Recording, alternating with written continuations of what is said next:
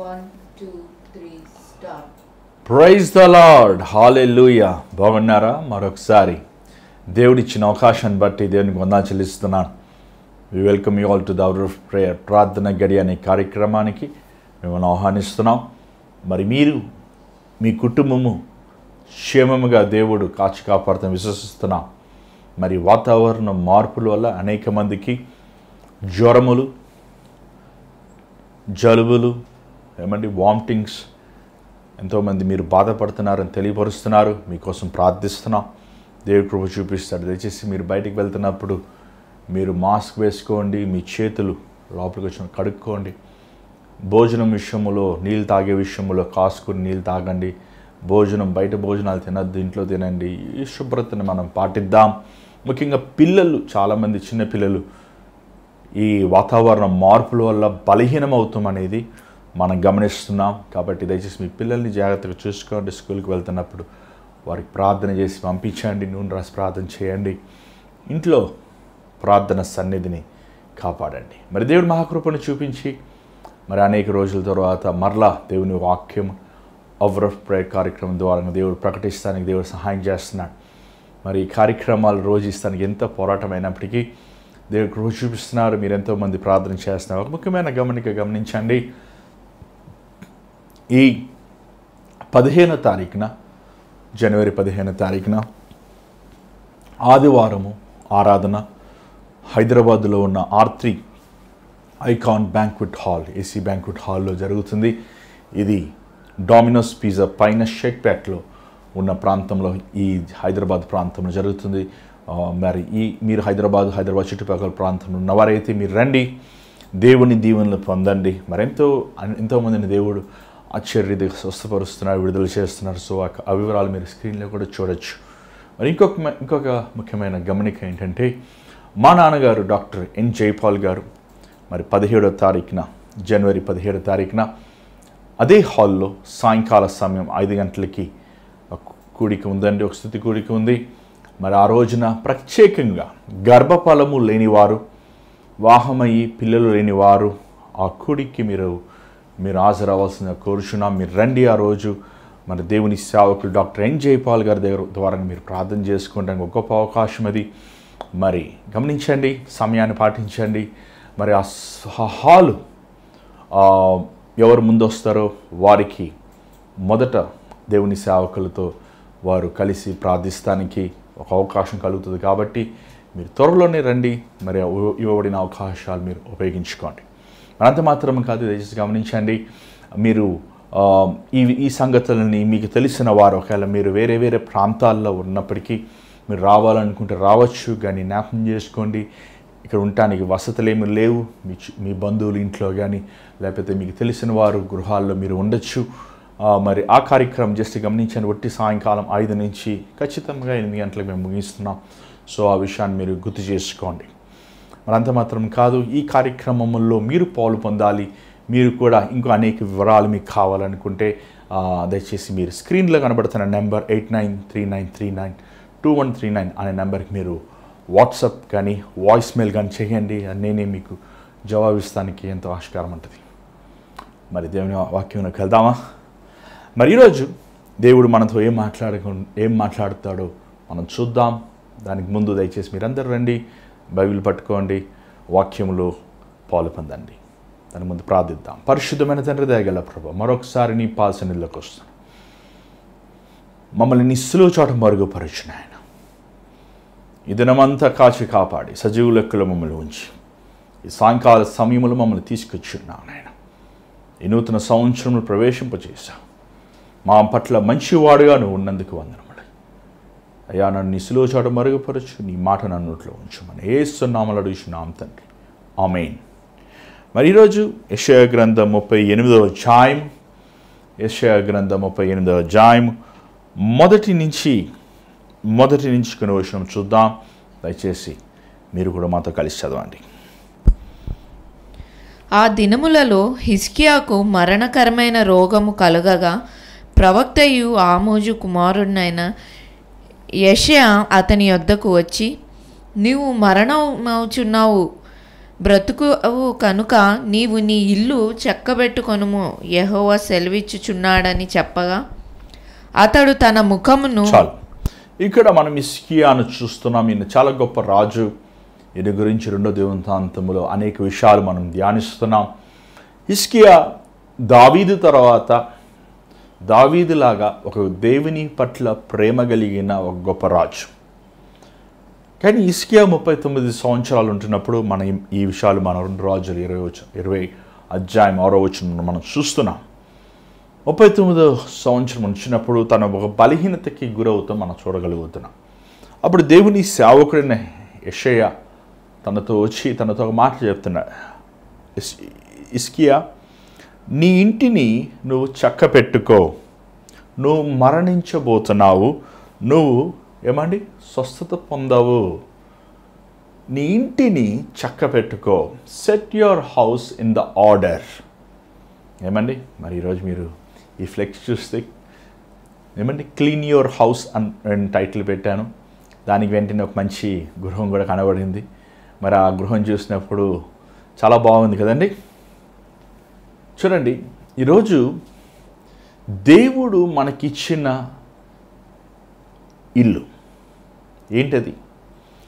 ఈ ఇల్లు అనేది 2 విధాలుగా మనము భావించవచ్చు. ఒకటి, మనం ఉంటున్న ఫిజికల్ హౌస్, మనతో ఉన్న అన్న తమ్ముళ్ళు, అక్క చెల్లెళ్ళు, తల్లిదండ్రులు, భార్య బిడ్డలు, ఏమండి మన హృదయానికి సమీపంగా ఉన్నవారు మనతో పాటు వారు జీవిస్తారు. It's a physical house. రెండోది, నీ దేహం. దేవుని వాక్యం సెలవిస్తుంది, నీ దేహము దేవుని ఆలయము. ఇది కూడా ఇల్లే. ఇది నీ ఆత్మ నివసించే ఇల్లు, నీ ప్రాణము నివసించే ఇల్లు. కానీ మనం శరీర సంబంధమైన వారిని కావు కదా. శరీర సంబంధమైన వారమైతే శరీర సంబంధమైన వాటి మీద మనం మనసు పెడుతుంటాం. కానీ ఆత్మ సంబంధమైన మనము, మన ఆత్మస్థితి ఎలా ఉందో ద రిఫ్లెక్షన్ ఏమంటాం తెలుగులో? ఏమండి? ప్రతిబింబం. ఏమండి? అది it reflects in our house. మన హృదయం శుభ్రంగా ఉంటే ఆటోమేటిక్ ఇల్లు కూడా శుభ్రంగా ఉంటుంది. మన హృదయము పాపముతో చెడుతో ఉంటే మన ఇల్లు కూడా బూజులతో ఉంటుంది. ఏమండి? చాలా ఒక సేవకుడిగా కొన్ని 100 ఇల్లు వెళ్ళానండి, వెళ్ళని ఇల్లు లేదు. కొంతమంది ఇంటికి వెళ్తే ప్రశాంతత ఉంటుంది, చక్కగా కూర్చొని మంచిగా వారితో ఆ ఇంట్లో ఉండాలనిపిస్తుంది, కనీసం కాఫీ తాగాలనిపిస్తుంది. కొంతమంది ఇంట్లో ఎప్పుడు వెళ్ళిపోదామా బయటికి అనిపిస్తుంటుంది. ఏమండి? అది పాక అయినా పెద్ద బంగళా అయినా, ఏమండి పైనేమో బ్రహ్మాండంగా ఉంటుంది, లోపలేమో గలిబిలితో ఉంటుంది. ఈరోజు మన గృహం ఎలా ఉంది? నీ గృహములో నువ్వు ప్రార్థించేవాడిగా ఉన్నావా? నీ గృహమును నువ్వు చక్కపెట్టుకునేవాడిగా ఉన్నావా? ఒక తండ్రిగా నీ బిడ్డలు ఎక్కడున్నారో నీకు తెలుసా? నీ భార్య ఎక్కడుందో నీకు తెలుసా? ఒక భార్యగా లేదా తల్లిగా నీ కుటుంబంలో ఉన్న రక్త సంబంధులు ఏం చేస్తున్నారో నీకు తెలుసా? ఇంట్లో ఏం జరుగుతున్నాయో నీకు తెలుసా? చాలామంది అండి వారి ఇంటి సంగతిని వదిలిపెట్టి బయట ఉన్న సంగతులన్నీ ధ్యానిస్తుంటారు, బయట ఉన్న వాటినన్నీ పట్టించుకుంటుంటారు. చూడండి, హిజ్కియా ఒక గొప్ప రాజు. హిజ్కియా చిన్న వయసులోనే తను దేవుని మందిరంని బాగు చేసిన వాడు. దేవుడు తను తగ్గట్టు తనను ఆశీర్వదించాడు, గొప్ప దీవెన సఫలతనిచ్చాడు. కానీ ఈ గర్వం అని అనొచ్చా లేకపోతే గర్వం తన తర్వాత వచ్చిన దానికి, కానీ ఆ బలహీనత ఎందుకు వచ్చిందనేది మనకు తెలియదు. కానీ ఆ బలహీనత తనకి దేవుడు అనుమతించాడు. మరి ఎందుకనేది మనకి వివరణగా బైబిల్లో రాయబడలేదు. కానీ దేవుడు తనకిచ్చిన వాటివి, తనకిచ్చిన కుటుంబము, తనకిచ్చిన రాజ్యము, తనకిచ్చిన ధనము, దానికిచ్చిన పేరు ప్రఖ్యాతులు మేబీ తను జాగ్రత్తగా కాపాడుకోలేదేమో, తను ఆ విషయాల్లో తను జాగ్రత్తగా తను లేడేమో. అనేక సార్లు మనము దేవుడిచ్చిన వాటిని, దేవుడు చేసిన వాటిని, దేవుడు మనకి అప్పచెప్పిన వాటిని మనము జాగ్రత్త పడి ఉండామని. ఒకసారి ఏమండి ఒక గృహంకి వెళ్ళాను. ఆ గృహంలో అక్కడ తండ్రి గారు ఉన్నారు, తల్లిగారు ఉన్నారు. అమ్మ మీకు ఎంతమంది సంతానం అని అడిగాను. మాకు 2 అబ్బాయిలయ్యా అన్నారు. మరి మీ అబ్బాయిలు ఏం చేస్తున్నారు? చదువుకుంటున్నారయ్యా. మరి ఈరోజు శనివారం కాదా, ఎక్కడున్నారు? మాకు తెలియదయ్యా, ఎక్కడో వాడు తిరుగుతుంటాడు. దేవుడిచ్చిన 2 సంతానం గురించి నువ్వు లెక్క చెప్పాలనేది నీకు తెలుసా? దేవుడిచ్చిన నీ భాగస్వామి, నీ భార్య గురించి, నీ భర్త గురించి నువ్వు దేవునికి లెక్క చెప్పాలని నీకు తెలుసా? దేవుడిచ్చిన వాటిని చాలాసార్లు మనం ఏం చేస్తున్నామంటే నిర్లక్ష్యపరుస్తుంటాం. దేవుడిచ్చిన వాటిని మనము జాగ్రత్తగా చూసుకోవాల్సిన మానేసి అజాగ్రత్తగా చూసుకుంటుంటామండి. దేవుడు ఇచ్చాడు మనల్ని. ఈరోజు దేవుడు మనకి ఆయుష్ ఇచ్చాడు, దేవుడు మనకి సమయం ఇచ్చాడు. ఈ 2023లో మనం ప్రవేశించాం. అప్పుడే మనకి ఏమండి 12వ రోజున మనం ప్రవేశించాం. దేవుడు మనల్ని కాచి కాపాడుతున్నాడు, దేవుడు మన పట్ల కృప చూపిస్తున్నాడు. కానీ చాలామంది మనము పాత సంవత్సరంలో ఎలా ఉన్నామో అలాగే కొనసాగుతున్నాం. పాత సంవత్సరం ఎలాంటి ఆత్మీయ స్థితిలో ఉన్నామో అలాగే జీవిస్తున్నాం.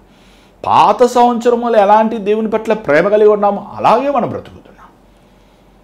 చాలాసార్లు మన జీవితంలో దేవుడు ఇచ్చినవి మనం పొందుకోవాలని ఆశిస్తాం, కానీ దేవుడు ఆశించిన రీతిగా మనం ఉండాలని ఆశపడమండి. ఈ సంవత్సరంలో ఎంతమంది నేను ఈ బైబిల్ చదువుతానని తీర్మానం చేసుకున్నారు? చదువుతున్నారా? అని చాలామంది అంటారు, నేను గంటసేపు ప్రార్థన చేసుకుంటానండి ఈ సంవత్సరం. ప్రార్థన చేస్తున్నారా?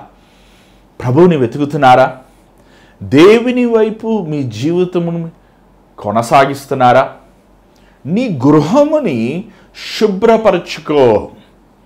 చూడండి, దేవుడు మనం నమ్మి, నువ్వు ఒక అన్నవా, నువ్వు అక్కవా, నువ్వు ఒక తమ్ముడువా, నువ్వు ఒక చెల్లువా, నిన్ను నమ్మి దేవుడు నీకు ఇచ్చిన రక్త సంబంధులు, దేవుడు నీకు ఇచ్చిన ఏమని చాలాసార్లు నేను అంటుంటా, దేవుడు నిన్ను ఒక స్కూల్లో పెడితే ఆ స్కూల్కి నిన్ను దేవుడు కావలివాడిగా చేశాడు. దేవుడు ఒక ఆఫీస్లో నిన్ను పెడితే ఆ ఆఫీస్కి నిన్ను దేవుడు ఒక కావలివాడిగా చేశాడు.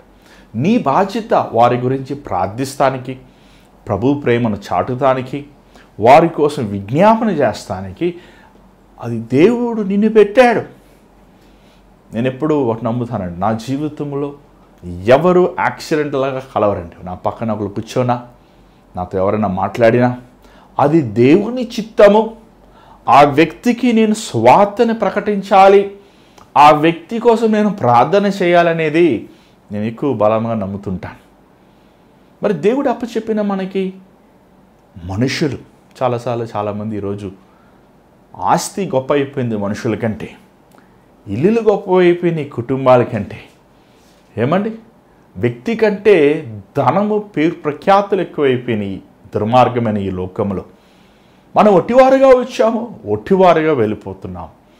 యోబుని మనం చూస్తున్నామండి. యోబు ఎంత యథార్థపరుడంటే, ఎంత నీతిమంతుడంటే, తన నీతి, తన యథార్థత తన బిడ్డలు కూడా కలిగి ఉండాలని ఆశించాడు. పిల్లలారా మీరు ప్రార్థన చేయండి అని చెప్తూ మాత్రం కాదు, కానీ వేకువజామున లేచి తన పిల్లలు ఎక్కడైనా పాపం చేశారేమో అని తను ముందుగానే దేవుని పక్షాన రోధించువాడుగా, కన్నీరు కాచేవాడుగా, బలులు అర్పించేవాడుగా యోబు ఉంటామో మనం చూస్తున్నాం. తను దేవుని ఎదుట తను మాత్రం నీతిమంతుడిగా ఉంటే సరిపోదు, నాకు అప్పచెప్పిన నా కుటుంబాన్ని నీతిమంతుడిగా నడిపించాలి. నాకు ఇచ్చిన పనివారు, నాకు ఇచ్చిన సహోదరులు, నాకు ఇచ్చిన స్నేహితులు, రక్త సంబంధులు, తన వాంఛ చూడండి, విశాలమైన హృదయము తన కలిగి ఉంటాం మనం చూస్తున్నాం. యోబు జీవితంలో ఒక ప్రత్యేకతను మనం గమనించాలి. యోబు తన కుటుంబం సాక్ష్యము చాలా శ్రేష్టకరమైనది. యోబు బిడ్డలు పాపము చేసిన వారుగా లేరు. వారు ఏమండి, యోబు ఎదోమి ప్రాంతము. ఎదోమి ఎవరు? యాసావు వంశము అని చెప్తుంటారు. కానీ యోబు తన పితరుల శాపములు తన బిడ్డలు లేకుండా దేవునికి భయపడుతూ తన బిడ్డల కోసం దేవుని సన్నిధిలో రోధిస్తున్నాడండి. ఈరోజు మన కుటుంబముని, మన ఇంటిని మనం శుభ్రం చేస్తున్నామా? మన ఇంటికిలో ఉన్న మన రక్త సంబంధులకి మన హృదయానికి సమీపంగా ఉన్న వారికి మనం ఒక మాదిరికరమైన జీవితం జీవిస్తున్నామా? చూడండి, నీ ఇంటి వారు నీ గురించి ఒక గొప్ప సాక్ష్యం చెప్పగలిగితే నీ భక్తి సరైనది. చాలాసార్లు బయట వారు మనం పొడుగుతుంటారు, మీరు చాలా మంచివాళ్ళండి, చాలా గొప్ప వాళ్ళండి. కానీ మన ఇంటి వారు అలాంటి మాటలు మన గురించి చెప్పగలిగితే, ఇతను ప్రార్థన చేసుకునే వ్యక్తి అండి, ఆమె సహనం ఎక్కువ అండి, మా అమ్మగారు అధికంగా మాట్లాడరు, ఆలోచిస్తారు, దేవుని సన్నిధిలో రోధిస్తారు, ఆమె నిదానముగా ఏదైనా చేస్తారు అని నీ బిడ్డలు చెప్పగలిగితే, నీ భర్త చెప్పగలిగితే నీ జీవితం ఎంతో గొప్పది. నీ భార్య, నీ కుటుంబస్తులు నీ గురించి మంచి సాక్ష్యం చెప్పగలిగితే నీ జీవితము, నీ భక్తి సరైనది. ఈ సంవత్సరం మన కుటుంబముల్లో మనము సాక్ష్యంని సరిచేసుకోవాలి, సాక్ష్యం కలిగి ఉండాలి. ఒక క్రైస్తవుడు తన జీవితంలో మంచి సాక్ష్యం కలిగి ఉండాలి. ఎందుకు యెషయా ప్రవక్త హిజ్కియాకు చెప్పాలి నీ ఇంటిని చక్కపెట్టుకో అని? చూడండి, మనకు తెలుసు యెషయా హిజ్కియా వచ్చి యెషయా హిజ్కియాతో వచ్చి ఎందుకు నీ ఇంటిని చక్కబెట్టుకోవాలని చెప్పాల్సి వచ్చింది. మీరు బాగా గమనించినట్లయితే హిజ్కియా కుమారుడు ఎవరు తెలుసా? మనష్షే ఎంత దుర్మార్గుడో మనము లేఖనములో చూస్తున్నాం.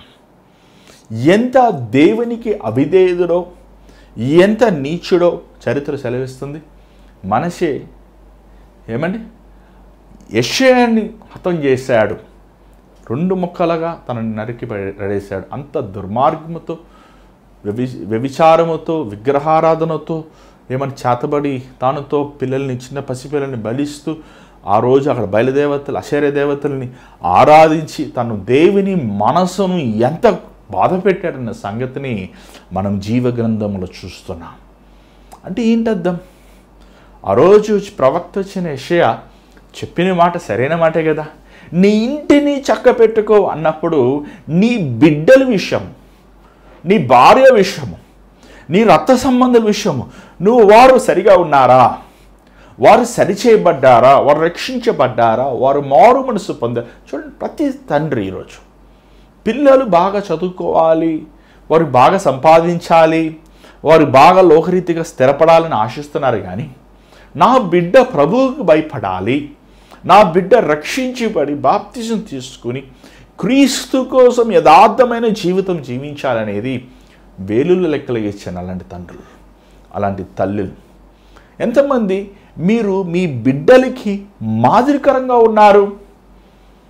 ఈరోజు చాలామంది తండ్రులు, తల్లులు మీరే మీ బిడ్డల్ని ప్రభు దగ్గర రానివ్వకుండా ఆటంకపరుస్తున్నారు. ఎంత భయంకరం ఇది, ఎంత దుర్మార్గతనం ఇది. నీకు దేవుడిచ్చిన బిడ్డల గురించి నువ్వు ప్రభువుకి లెక్క చెప్పాలి అని నీకు తెలుసా? ఒకసారి ఒక వ్యక్తి, బాగా చదువుకునే వ్యక్తి, మంచి ఒక పెద్ద ఉద్యోగస్తుడు నాతో మాట్లాడుతూ, అన్న మా తాతగారు ఒక పెద్ద పాస్టర్ గారు ఈ ప్రాంతంలో చాలా పరిచర్య చేశారు అని అన్నీ చెప్పారు. చాలా బాగుంది, మంచిదయ్యా, దేవునికి స్తోత్రం అని చెప్పాను. మా నాన్నగారు ఒక పెద్ద వ్యాపారస్తుడు. ఓకే, ఫైన్ తమ్ముడా, మనమిద్దరం కలిసి ప్రార్థన చేద్దామా తమ్ముడు అంటే ఆయన ఏమైనా తెలుసండి తమ్ముడు, అయ్యా నేను ప్రార్థన రాదన్నా, నాకు ఏంటంట, రాదంట, ప్రార్థన రాదంట. వాళ్ళ తాతగారు సరేనయ్యా మీ నాన్నగారు ప్రార్థన చేస్తారా? నాన్నగారు ప్రార్థన చేయరన్న. వాళ్ళ తాతగారు ఊరంతా వాక్యం చెప్పారు, ఎంతోమంది ఆత్మను రక్షించారు, కానీ తన సొంత బిడ్డలని క్రీస్తు కోసం పెంచలేదు. నిజంగా ప్రభువుని వారు వెంబడించారు కాబట్టి ప్రభు వారిని ఇచ్చారు, వాళ్ళకి ఆస్తులు ఉన్నాయి, ధనం ఉంది, సంపదలు ఉన్నాయి, కానీ ఏమీ లేదు తెలుసా? క్రీస్తు లేరు. ఒక వ్యక్తికి బేసిక్ థింగ్ ప్రార్థన చేస్తాం కూడా రాకపోతే, ఆపదలో ఉన్నావు, కనీసం 100 అనే నెంబర్ డైలీ కూడా నీకు తెలియకపోతే ఏమైనా చేయగలమా? నీ చేతిలో పెద్ద ఫోన్ ఉంది, ఒక 20,000 రూపాయలు ఫోన్ కొనుక్కున్నావు, కానీ దానికి 100 అని నువ్వు ఒక ఆపదలో ఉన్నప్పుడు ఒక పోలీస్ వారికి నువ్వు కాంటాక్ట్ చేయలేకపోతే ఏం ప్రయోజనం చెప్పు? అలాగే చాలామంది ఈరోజు ప్రార్థన తెలియని వారు కూడా అలాంటి వారే. మీరు భక్తిని ఆచరిస్తున్నారు కానీ కష్ట సమయముల్లో, బాధ సమయముల్లో, వేదన సమయముల్లో మీరు మోకరించి ప్రభువుని వెతకలేని వారు.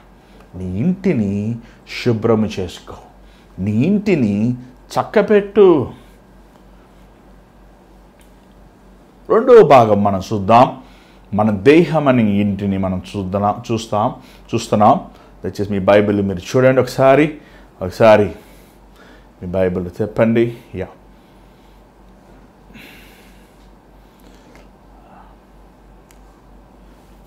తీతుకు రాసిన పత్రిక 2వ అధ్యాయము, తీతు రాసిన పత్రిక 2వ అధ్యాయము 5వ వచనం. దయచేసి మన బైబిల్ చూద్దాం. తీతు రాసిన పత్రిక 2వ అధ్యాయము 5వ వచనం.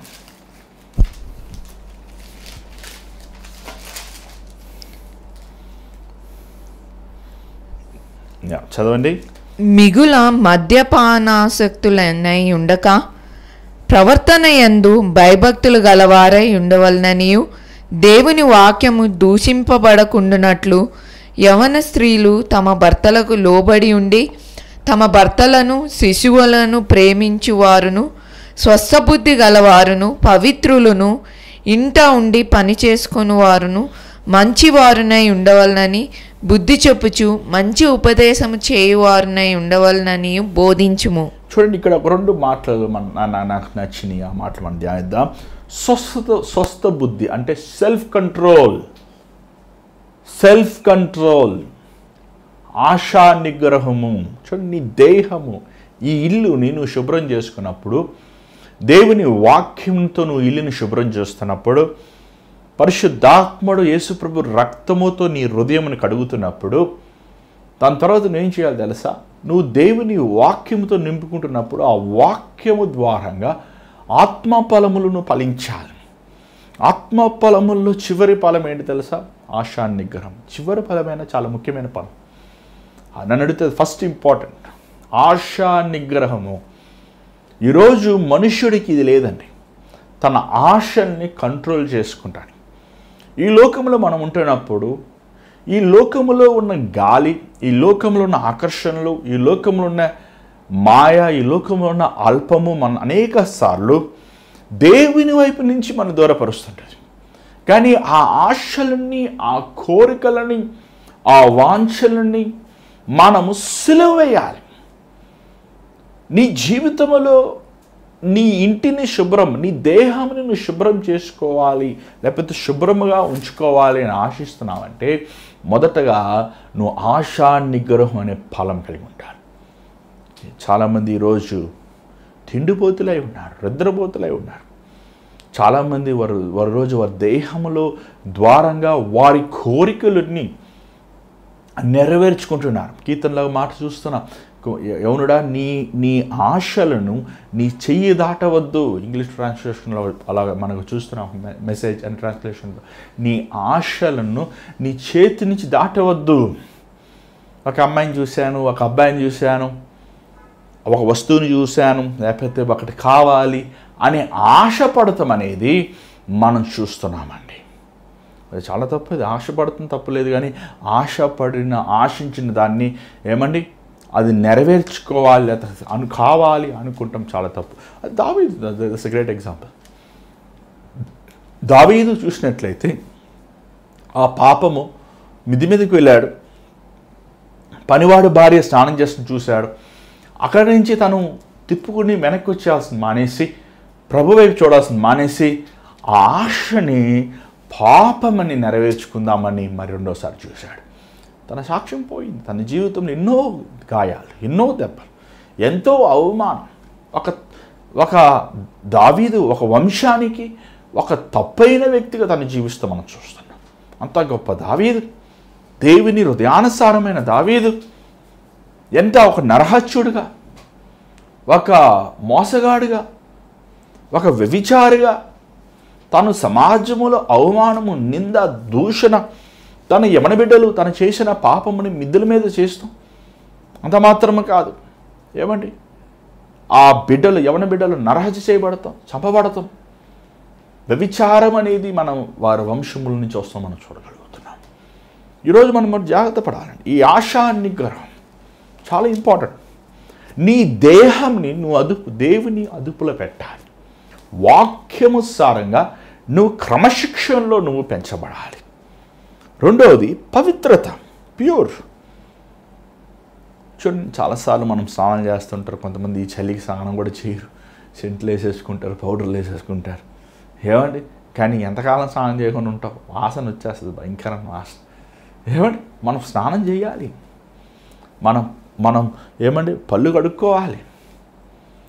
ఎలాగ పళ్ళులో పాసి వస్తుంటుందో, ఎలాగ మన దేహంలో రోత వాసన వస్తుంటుందో, మన హృదయమును కూడా అనుదినము అనుక్షణము దేవుని వాక్యముతో మనం పవిత్రపరచుకుంటుండాలి. నేను బైబిల్ చదివేశాను కదా, మొత్తం బైబిల్ 100 సార్లు చదివేశాను కదా, ఇంకా నేను పాపమే చేయను అనుకుంటాం కాదు. అనుదినము అనుక్షణము నువ్వు ప్రభు సన్నిధిలో మోకరించి కళ్ళు మూసుకుంటున్నప్పుడు ప్రభువు చూపించే ప్రతి అవిధేయతను ఆలోచనలో ఉన్నవండి, మాటలో ఉన్నవండి, క్రియలో ఉన్నవండి, అవి ఒప్పుకుంటూ విడిచిపెట్టుకోండి. ప్రభు రక్తముతో నువ్వు నిన్ను కడుగుబడి నువ్వు పవిత్రపరచబడాలి. ఏమండి, ఈరోజు ఎంతమంది మీరు పవిత్రముగా ఉన్నారు? ఎంతమంది యేసు ప్రభు రక్తము ద్వారంగా మీరు శుద్ధి చేయబడ్డారు? చూడండి, ఆ మాట మనం చూస్తున్న ప్రకటన గ్రంథములో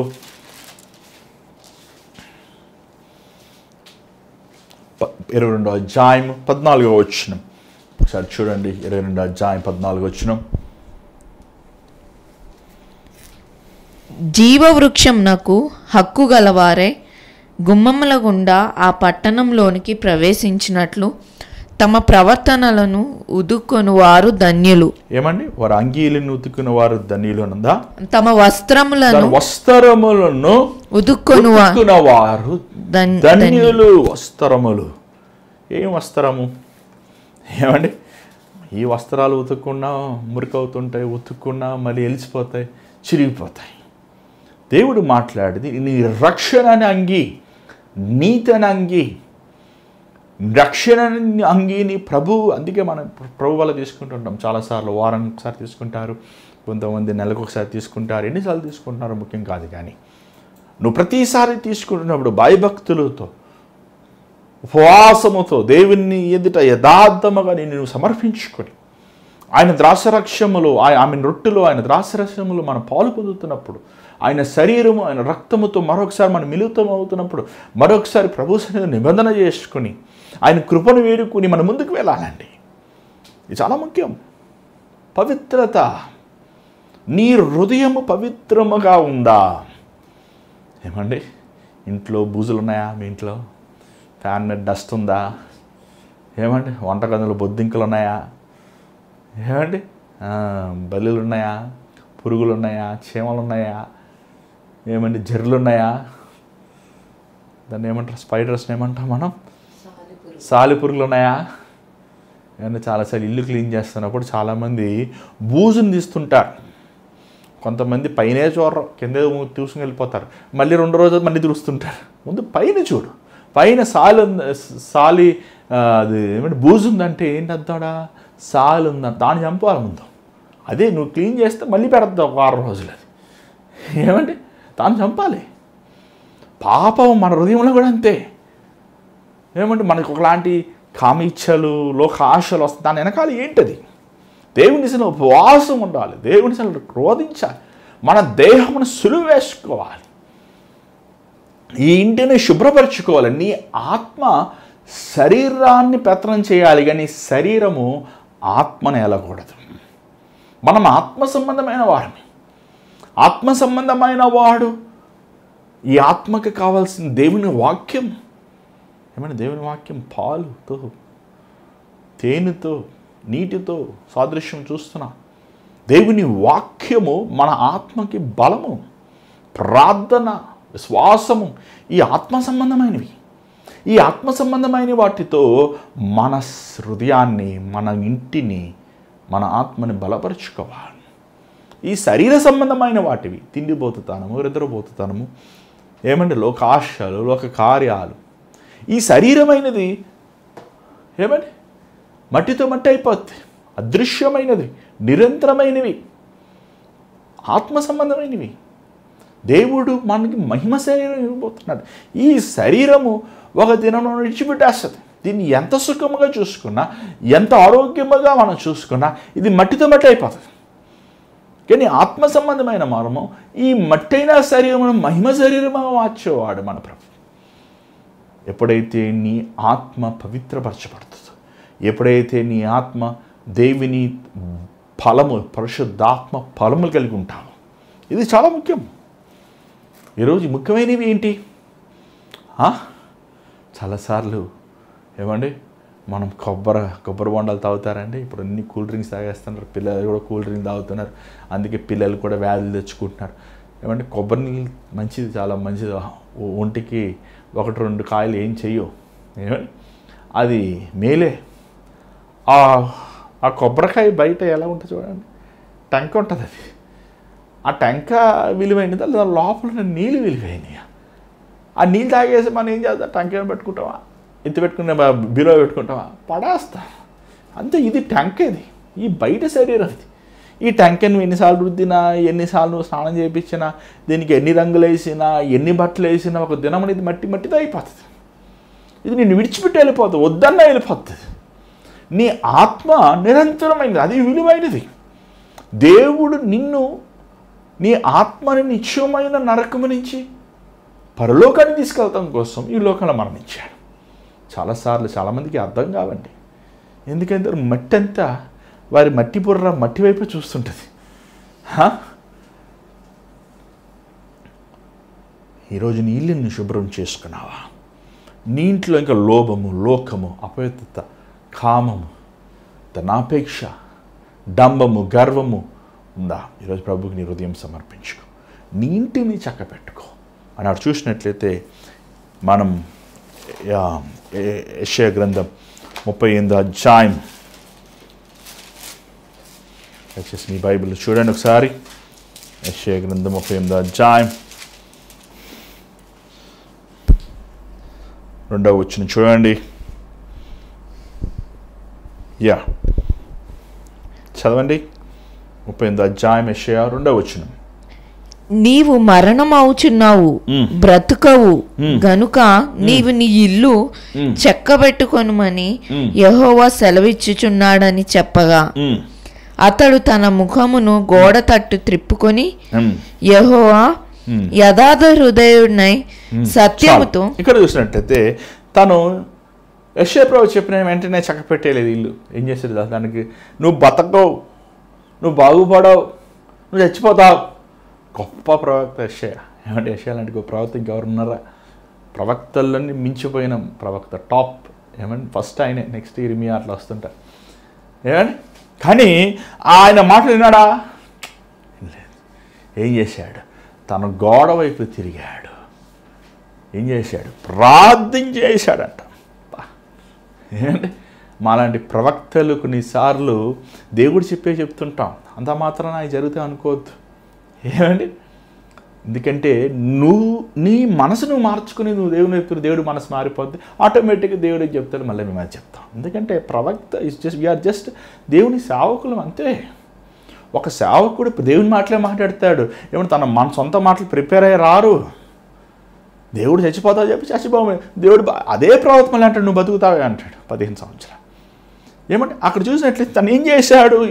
హిజ్కియా దేవుని బాగా ఎరిగాడండి. దేవుని మనసు బాగా తెలుసు ఆయనకి, దేవుని వ్యక్తిత్వం అందుకే గోడ వైపు తిరిగాడు, ఏడ్చాడు, ప్రార్థన చేశాడు, అయ్యా నన్ను జ్ఞాపకం చేసుకో. కన్నీటి ప్రార్థన నీ ఇంటిని శుభ్రపరుస్తుంది, నీ హృదయాన్ని శుభ్రపరుస్తుంది, నీ జీవితాన్ని ప్రభు యేసు రక్తంతో కడుగుతుంది. నీ శపితమైనవి, నీ అనారోగ్యం, నీ వ్యసనము, నీ బంధకాలు, ఏమంటే సమస్తమును దృశ్యవేయగలదు. అక్కడ దేవుడు యెషయాని స్వస్థపరుస్తానికి పంపించలేదు, హిజ్కియాని సెలవిస్తానికి పంపించాడు. కానీ తను దేవుని వైపు చూచాడు. కాబట్టి దేవుని వైపే చూడండి. మీరు మనుషుల వైపు చూడొద్దు, మేము కూడా మనుషులమే. దేవుని వైపు చూసి మొరపెట్టండి. దేవుని వైపు చూచి కన్నీటిది సంవత్సరం 2023లో మీరు ఏడవండి దేవుని సన్నిధిలో. గదిలోకి వెళ్ళి దేవుని వైపు మీ చేతులు చాచి ప్రభువు మీ సన్నిధిలో మీరు కన్నీరు కార్చండి. మీ బైబిల్ అంతా కన్నీటితో నింపబడి ఉండాలి. ఖచ్చితంగా దేవుడు కృప చూపించగలండి. ఏమన్నా నేను మాట ఇచ్చి మాట నెరవేర్చుకుని ఉండేవాడనా? బైబిల్లో మనం చూస్తున్నాం, ఆకాశం భూమిని గతించిన కానీ నా మాటలు గతించావు, నేను మానవున్న అబద్ధం ఆడటానికి అన్నంత గొప్ప దేవుడు, నువ్వు మరణిస్తావయ్యా అని తీర్మానం చేసిన దేవుడు మనసు మార్చుకున్నాడంటే అబ్బా ఎంత గ్రేట్ అండి. కన్నీటి ప్రార్థన మనస్సు మార్చింది. ఆ నినివే పట్టణస్తులకు సెలవిచ్చాడు కావున, అయ్యా మీరు 40 దినములు నశించారు. వారు గోని సంచి కట్టుకుని ఉపవాసం ఉండి, చిన్నోడి దగ్గర నుంచి పెద్దవారు అందరూ ఉపవాసం ఉండి ఏడ్చినప్పుడు దేవుడు పశ్చాత్తాపడ్డాడంట, మనసు మార్చుకున్నాడంట. ఈరోజు దేవుని వైపు నువ్వు చూడండి, దేవుని వైపు మీరు రోధించండి, ఏడవండి. నీ జీవితంలో ఉన్న వ్యాధులు, నీ బ్రతుకుల్లో ఉన్న సమస్యలు, నీ హృదయంలో ఉన్న వ్యసనాలు, నీ బతుకులో ఉన్న పోరాటాలు అన్నీ యేసు ప్రభు సన్నిధిలో ఏడవండి. ఏడవాలి, మీరు ఏడవాలి, కన్నీరు కార్చాలి, రోధించాలి. అది చాలా ముఖ్యం, అది చాలా ముఖ్యం. మీరు దేవుని వైపు చూడాలి, దేవుని వైపు మీరు మొరపెట్టాలి. లేకపోతే ఏం ప్రయోజనం? ఈరోజు మనం జీవితం దేవునికి సమర్పించండి, మన జీవితం ప్రభువుకు సమర్పిద్దాం, మన ఇంటిని చక్కబెట్టుకుందాం, మన ఇంటిని శుభ్రపరుచుకుందాం. 2023లో దేవుడు ఎప్పుడు మనల్ని చూసినా మనం శుభ్రముగా, పవిత్రముగా, ఆశా నిగ్రహముతో, ఆయన వాక్యముతో నింపబడిన మనసుగా, హృదయముగా మనం ఉందాం. స్థలంచండి, ప్రార్థన చేద్దాం. పరిశుద్ధమైన తండ్రి, దయగల ప్రభు, నువ్వు ఎంత గొప్పవాడువయ్యా.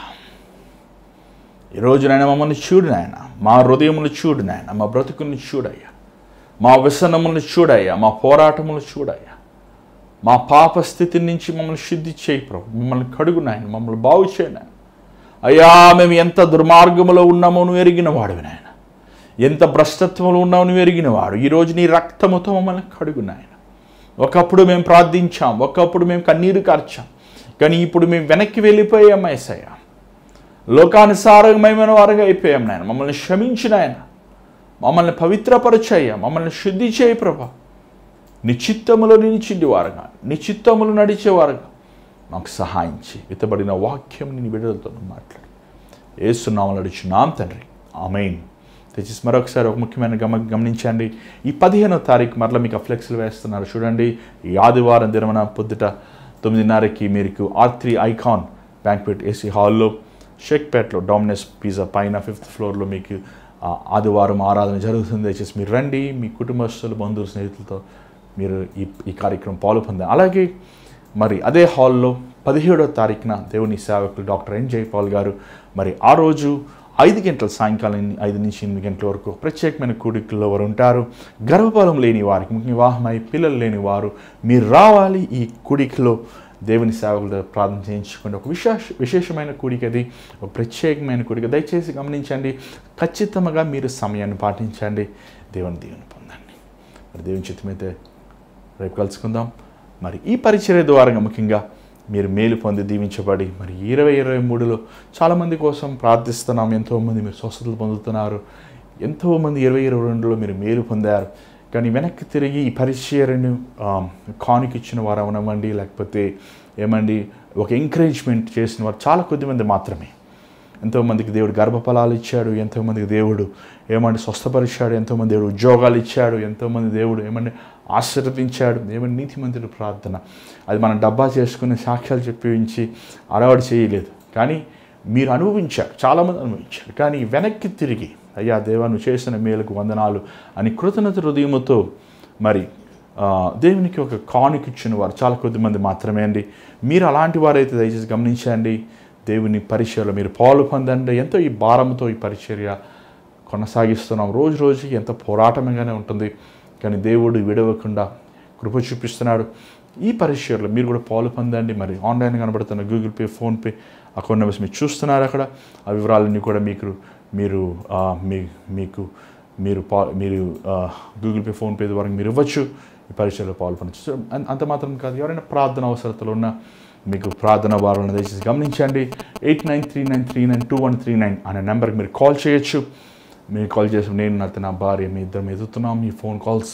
సో మీరు కాల్ చేయండి, వాట్సాప్ కానీ వాయిస్ మెయిల్ కానీ టెక్స్ట్ మెసేజ్ కానీ మీరు పంపించవచ్చు. మీకోసం ప్రార్థిస్తున్నాం. గమనించండి, ఈ 15వ తారీఖు జరగబోయే కార్యక్రమంలో 17వ తారీఖు జరగబోయే కార్యక్రమంలో మీరు పాల్పొందండి. మీ కుటుంబములతో పాటు మీరు ఆశరై దేవుని దీవెనలు పొందండి. దేవుని చేత మీద కలుసుకుందాం. అందరూ God bless you. Take care.